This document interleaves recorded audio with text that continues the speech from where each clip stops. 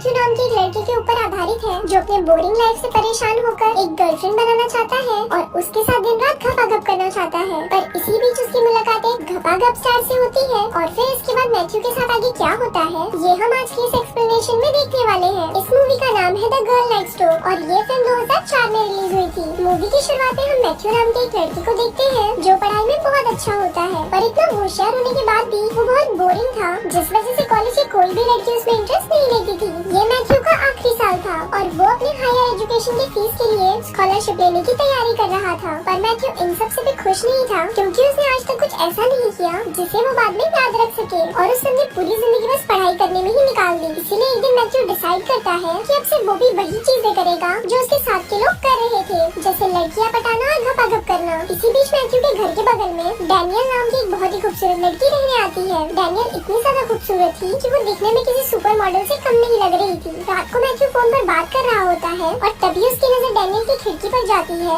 जो कि कपड़े बदल रही थी। ये देखकर मैथ्यू का छोटा चेतन जाग जाता है और फिर वो भी छुपकर डैनियल को देखने लगता है। पर तभी डैनियल मैथ्यू को उसे देखते हुए देख लेती है और वो सीधा उसके घर आ जाती है। तभी मैथ्यू के डैड उसे नीचे बुलाते हैं, जिसको सुनकर मैथ्यू की फटके चार हो जाती है। अब मैथ्यू डरते हुए नीचे आता है पर तभी उसके डैड उसे बोलते हैं कि डैनियल इस शहर में नहीं आई है और उसे यहाँ के बारे में कुछ नहीं पता, इसीलिए तुम इसकी हेल्प करो, इसके साथ जाओ। अब जब ये दोनों साथ में जा रहे होते हैं तभी डैनियल मैथ्यू से पूछती है कि तुम्हें मेरे बड़े खरबूजे कैसे लगे, जिसपे मैथ्यू से बोलता है कि वो खरबूजे नहीं संतरे थे। ये सुनकर डैनियल की सटक जाती है और वो मैथ्यू को बोलती है कि चल तू अपना सब कुछ उतार और मुझे अपना केला दिखा। अब डैनियल जबरदस्ती मैथ्यू का सब कुछ उतरवा देती है तो डैनियल उसे कार से उतार कर उसका कपड़ा लेकर भाग जाती है। पर थोड़ी ही देर बाद डैनियल वापस आ जाती है और वो मैथ्यू को बोलती है कि वो सिर्फ उसके साथ मजाक कर रही थी। इसके बाद वो दोनों साथ बैठकर बातें करने लगते हैं और कुछ ही देर में उन दोनों में दोस्ती हो जाती है। अगले दिन जब मैथ्यू क्लास में पढ़ रहा होता है तो डैनियल वहाँ आकर उसे क्लास से बाहर बुला लेती है। फिर वो दोनों मस्ती करने के लिए वहाँ से चले जाते हैं और पूरे दिन साथ में बकचोदियां करने के बाद शाम को वो दोनों चुपके से किसी के स्विमिंग पूल में जाकर साथ में स्विमिंग करने लगते हैं। फिर वो दोनों वहाँ पर किस करने ही वाले होते हैं पर तभी मैथ्यू को रियलाइज होता है कि ये पूल उसके प्रिंसिपल का है, इसीलिए वो तुरंत ही वहाँ से भाग जाते हैं। इसके बाद ये दोनों मैथ्यू के एक फ्रेंड के पार्टी में जाते हैं जहाँ पर डैनियल को देखते ही मैथ्यू के दोस्त बौखला जाते हैं और वो डैनियल को इम्प्रेस करने की कोशिश में लग जाते हैं। पर इस बार मैथ्यू डिसाइड कर चुका था कि डैनियल को घोड़ी तो वही बनाएगा, इसीलिए वो डैनियल के पास आता है और उसको सबके सामने किस करने लगता है। अब डैनियल किस करने के बाद मैथ्यू को ऐसा फील हो रहा था कि अब जॉनी सिंस का बाप तो वही है। पर तभी उसका एक चोमू दोस्त उसके पास आता है और उसे बोलता है कि भाई तू जिसको मियाँ कुमारी समझ रहा है वो तो मियाँ खलीफा है और लोग उसकी वीडियोस देखकर अपनी टंकी खाली करते हैं। अब ये सुनकर मैथ्यू का दिल टूट जाता है और वो निराश होकर वहाँ से जाने लगता है। पर तभी उसका दोस्त उसे बोलता है कि अगर ये घपाघप स्टार है तो क्या हुआ, तुझे तो इस चीज का फायदा उठाना चाहिए और तू जो चाहे इसके साथ कर सकता है। अब ये सुनकर मैथ्यू सीधा डैनियल के पास जाता है जो उसकी माँ के साथ बैठकर उसके बचपन की फोटोज देख रही थी। वहाँ मैथ्यू डैनियल को बोलता है कि आओ मैं तुम्हें तारों के शहर ले चलता हूँ और फिर वो दोनों साथ में एक होटल में जाते हैं जहाँ मैथ्यू डैनियल को घोड़ी बनने को बोलता है। अब डैनियल भी समझ रही थी कि मैथ्यू उससे क्या चाहता है, जिस पर डैनियल उसे बोलती है कि तुम मुझे गलत समझ रहे हो, मैंने घोड़ी बनने का काम तो कब का छोड़ दिया है।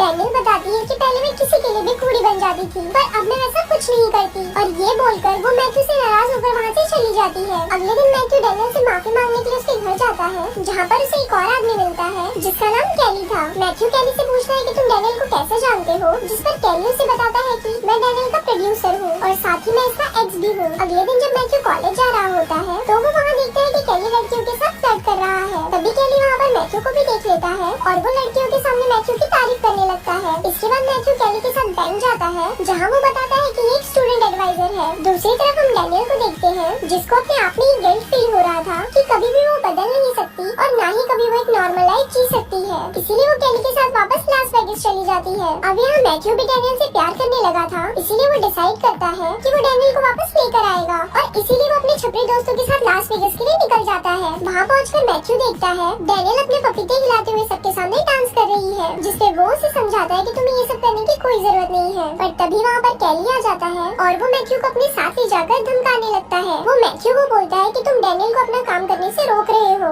और अगर वो ये काम नहीं करेगी तो मैं कमाऊंगा कैसे। अब कैली के इतना धमकाने के बाद भी मैथ्यू डैनियल के पास जाता है और उसे समझाता है कि तुम्हें ये सब नहीं करना चाहिए क्योंकि तुम इससे बेटर लाइफ डिजर्व करती हो। अगले दिन जब मैथ्यू अपने घर पर होता है तो वहाँ डैनियल उसे उसके कॉलेज के लिए लेने आती है। फिर जब वो दोनों कॉलेज जा रहे होते हैं तो मैथ्यू उसे अपने साथ प्रॉम में जाने के लिए पूछता है। आज मैथ्यू के लिए बहुत ही ज्यादा इम्पोर्टेंट दिन था क्योंकि आज अगर उसने अपने स्कॉलरशिप के एग्जाम को पास कर लिया तो वो हायर स्टडीज के लिए एक बड़े कॉलेज जा सकता है। पर तभी एग्जाम के दौरान वहाँ कैली आ जाता है और वो मैथ्यू को उठाकर वहाँ से ले जाता है, क्योंकि मैथ्यू ने डैनियल को वहाँ से भगाकर उसके $30,000 का नुकसान करवा दिया था। इसके बाद कैली उसे कुत्तों की तरह मारता है और अपनी पूरी भड़ास निकालने के बाद वो मैथ्यू को पाउडर देकर किसी यूको नाम के आदमी के घर पर उसकी ट्रॉफी चोरी करने के लिए बोलता है। फिर जब मैथ्यू वहाँ पर चोरी करने के लिए जाता है तभी कैली पुलिस को फोन कर देता है, जिस वजह से पुलिस उसे पकड़ने आ जाती है। पर तभी वहाँ पर मैथ्यू के दोस्त आ जाते हैं और उसे बचाकर अपने साथ ले जाते हैं। इसके बाद मैथ्यू डैनियल के साथ कॉलेज में स्कॉलरशिप की स्पीच देने जाता है, जहाँ पर मैथ्यू को पाउडर का नशा चढ़ने लगता है और वो स्पीच की जगह सबके सामने उल्टी सीधी बातें बोलने लगता है, जिस वजह से उसको वो स्कॉलरशिप नहीं मिलती। इसके बाद जब मैथ्यू बैंक जाता है तब उसे पता चलता है कि उसने जो कंबोडियन स्टूडेंट के लिए $25,000 का फंड रेज किया था वो कैली वहाँ से स्टूडेंट एडवाइजर बनकर ले गया है। ये सुनकर मैथ्यू शॉक हो जाता है और वो ये बातें अपने दोस्तों और डैनियल को बताता है, जिसके बाद वो सभी मिलकर कैली को सबक सिखाने का प्लान बनाते हैं। फिर मैथ्यू और डैनियल दोनों यूगो के पास जाते हैं, जो कि कैली की तरह ही एक प्रोड्यूसर था। वहाँ मैथ्यू यूगो को सारी बातें बताता है और उसकी ट्रॉफी भी उसे वापस कर देता है। फिर वो यूगो को बोलता है कि अगर आप हमें $25,000 दोगे तो हम आपको दुनिया का सबसे बढ़िया खपाखप वीडियो बना कर देंगे। ये सुनकर यूगो भी खुश हो जाता है और वो उनको पैसे देने के लिए राजी हो जाता है। अब सब लोग मिलकर वीडियो बनाने में लग जाते हैं, जहाँ डैनियल भी अपने कुछ दोस्तों को बुलाती है,